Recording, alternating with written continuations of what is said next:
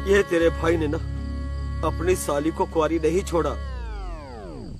तो कहानी की शुरुआत होती है लाला से। लाला अब रमेश के घर आता है। रमेश के दोनों लड़के रहते हैं, मतलब कमल और नीतू, और उसकी दोनों बहुएं भी रहती है, पलक और उसकी जेठानी। अब लाला जो है उसको बोलता है पूरा घर खाली करो और मेरा कर्जा बहुत बढ़ गया है। तो वो माफी यहाँ पे हाथ हाथ जोड़े रहते हैं। तो वो बोलता है यार मैं तेरा पूरा घर भी ये ले लूंगा तब भी मेरा कर्जा नहीं चुकेगा। तो फिर उसका बड़ा बेटा नीतू जो रहता है वो बोलता है ले जा तू। थोड़ी देर बाद फिर जो कमल रहता है वो अब लाला से बात करता है, बोलता है कोई दूसरा रास्ता देख लो, मतलब कोई दूसरा तरीका तो होगा। तो फिर वो दूसरे तरीके के लिए अब वो बोलता है कि है तो दूसरा रास्ता, तुम लोग कर नहीं पाओगे। जिसके बाद फिर वो बात करने के लिए बैठ जाते हैं। और अब वो रमेश और उसके दोनों लड़के कमल और नीतू एंड लाला रहते हैं। लाला बोलता है कि मुझे बाबा ने बताया है, वहाँ पर एक फकीर बाबा रहता है, तो फकीर बाबा ने बताया है कि अगर मैं कुंवारी लड़की की सील तोड़ूंगा तो मैं मरूंगा नहीं, मतलब जल्दी नहीं मरूंगा, उम्र बढ़ जाएगी। जिसके तहत यह बोलता है कि अगर तुम्हें अपना कर्जा चुकाना है तो तुम मुझे मुझे कुंवारी किसी की सील तोड़वा दो, कुंवारी लड़की की, बस तुम्हारा कर्जा माफ कर। तो फिर उसका बड़ा बेटा नीतू बोलते अब हमारे पास यही काम रहेगा कि तेरे के लिए कुंवारी लड़की ढूंढे और तुम उसकी सील तोड़े, और वो गुस्सा मुस्सा करके वहां से निकल। इसके बाद लाला बोलता है कि है ना तुम्हारे छोटे बेटे कमल की मतलब साली है जिसका नाम सोनिया है, मतलब तो ना उसकी तो शादी नहीं हुई है, उसी की सील तोड़ूंगा मैं, वो तो अभी तक तो बोलता है ठीक है मैं तुम्हें एक दिन का टाइम देता हूँ, सोचो चलो, और मैं तो सील तोड़, अब सील तोड़ मतलब या तो तुम मुझे कुमारी लड़की की व्यवस्था। फिर लाला वहां से चला जाता है। इसके बाद अब वो उसके कमल का बाबूजी जो रहते हैं बोलते ठीक है बेटा ना क्या प्रॉब्लम है, मतलब सोनिया पहले थोड़ा बहुत इतना हक तो बनता है अपने। तो कमल बोलता है हक के लिए तो ऐसे बोला जैसे तो उसके फोटो में मतलब। तो बोलते हैं प्रॉब्लम क्या है बेटा। तो वो बोलता है अरे कल तक वो कुंवारी थी पर मैंने रात को इसका कांड कर दिया, रात को ही उसकी। तो फिर वो बोलता है अरे तुम एक दिन बाद नहीं तोड़ सकता।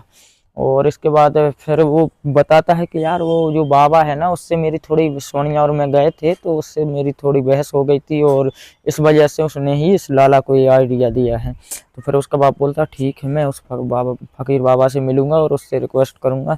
तो दूसरे दिन अब कमल और रमेश दोनों, मतलब उसका कमल और उसका बाप जाता है बाबा के पास और वहाँ पर रिक्वेस्ट करता है, माफ़ी मांगता है। तो बोलते हैं मैं लाला से बात करूंगा, तुमने माफ़ी मांग ली है तो लाला से बात करूंगा, देखता हूँ।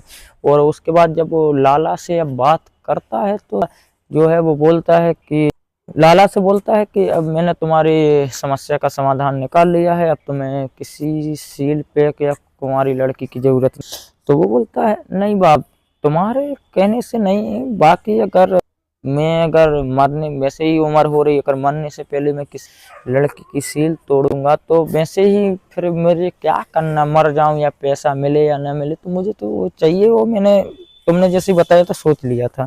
और तुम्हारा क्या भरोसा, तुम अभी बोल रहे हो, पहले तो बोल रहे थे किसी कुंवारी लड़की की मतलब वो सील तोड़ लोगे तो तुम्हारी उम्र बढ़ जाएगी, और अब बाद में बोलने लगो कि नहीं, तो मुझे तो अब वो सील पे ही चाहिए, मैं कुंवारी लड़की को ठोकती रहूंगा, मुझे मतलब नहीं। इसके बाद बाबा जो रहता है वो अब रमेश को कॉल करता है, रमेश से बात करता है। तो रमेश से बताता है कि मैंने उससे लाला से बात की थी पर लाला बहुत जिद्दी है, मान नहीं रहा है, बोल रहा है मैं तो कमल की साली की सील तोड़ के ही रहूं, उसका कुंवारापन मैं ही मतलब खत्म कर।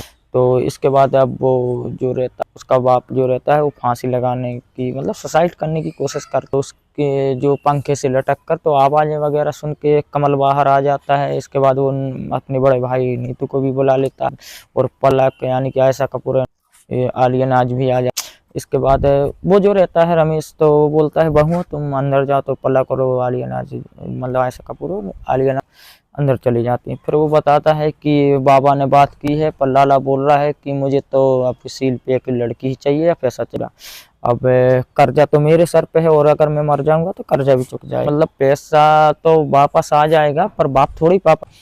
तो इसके बाद अब वो तीनों मतलब दोनों बेटे और रमेश मतलब दोनों बेटे बाप बैठे रहते। फिर वो बोलता है ठीक है यार भाई क्या दिक्कत है, मतलब दिलवा देना तुम अपनी साली सोनिया की, मतलब।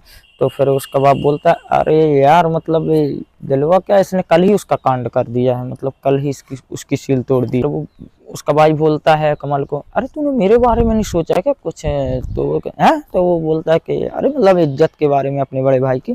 तो वो बोलता है यार मुझे थोड़ी पता था कि उसकी मतलब एक रात में इतनी ज़्यादा वैल्यू बढ़ जाएगी। और जब वो ज़्यादा ही उसका बाप जिद करता है मतलब मरने आने की, फिर वो बोलता है कि अभी तक हम मेरी और पलक की शादी तो हो गई, पर मैंने अभी तक पलक के साथ कुछ भी नहीं किया है, मतलब आयशा कपूर के साथ। फिर वो दोनों मतलब उसका बड़ा भाई और बाप गुस्सा, अबे तूने अपनी साली को पहले बजा दिया, मतलब उसका ढोल का ढोलक बना दिया, और तू बीवी को अभी तक हाथ नहीं लगा। तो बोलता है यार नहीं लगा पाया हूँ। तो वो बोलता है कि अगर उसको पता चल गया या फिर वो केसेस कर दी ना, तो पूरा खानदान है, पूरा परिवार जेल में चक्की पीसेगा, मतलब घिटता पड़ेगा, चक्कर लगाते रहेगा पूरे जेल का।